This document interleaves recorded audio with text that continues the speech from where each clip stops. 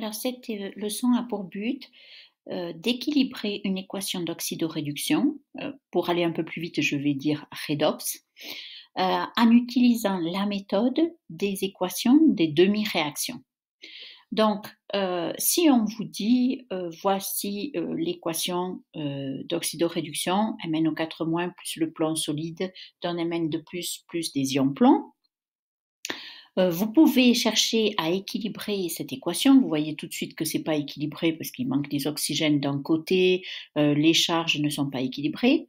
Donc vous pouvez l'équilibrer en allant écrire les demi-réactions, les 2 demi-réactions qui donnent cette équation. Donc la première chose, c'est d'aller chercher ces équations, de demi-réactions et ensuite de déterminer quels coefficients elles doivent avoir pour que quand vous les additionnez, vous ayez l'équation redox équilibrée. Alors, si je regarde dans cet exemple, je vais avoir MnO4- qui réagit pour donner Mn2+, et le plomb qui réagit pour donner les ions plomb.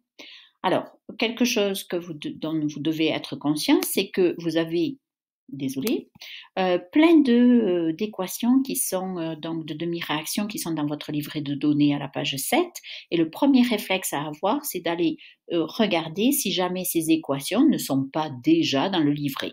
Alors, celles que je vais prendre, elles sont dans le livret, mais on va faire comme si ce n'était pas le cas.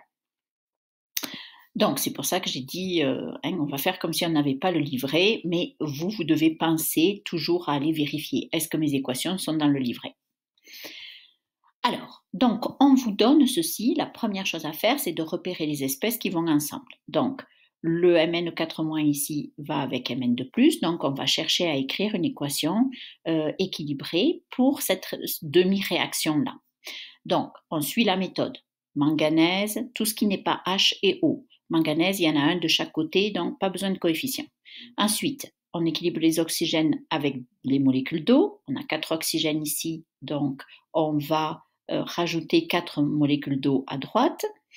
Et puis, pour les hydrogènes, on a donc maintenant 8 hydrogènes, donc on va rajouter 8 H+, du côté des réactifs. Et là, on arrive à notre dernière étape où il faut compter la charge. À droite, on a une charge de 2+, à gauche, on a Mn4- et 8+, donc on a 7+.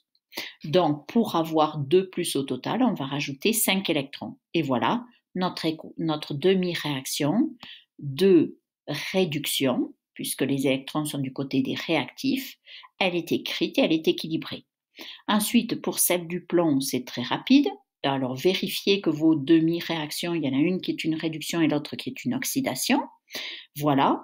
Et la dernière étape, avant de les additionner telles quelles pour avoir votre équation d'oxydoréduction équilibrée, c'est d'aller égaliser les nombres d'électrons à gauche et à droite.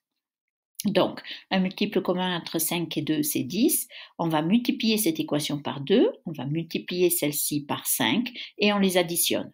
Donc, 2MnO4-, 16H+, j'ai mis les électrons à la fin, mais on voit bien qu'on a 10 électrons et 5 atomes de plomb. De l'autre côté, donc, on va obtenir 2Mn2+, 8H2O, ensuite 5 ions plomb et 10 électrons. Donc, vous savez qu'elle est équilibrée quand vous avez le même nombre d'électrons à droite et à gauche, donc on ne les écrit plus dans l'équation redox équilibrée, et sans eux, voilà l'équation redox équilibrée que vous obtenez.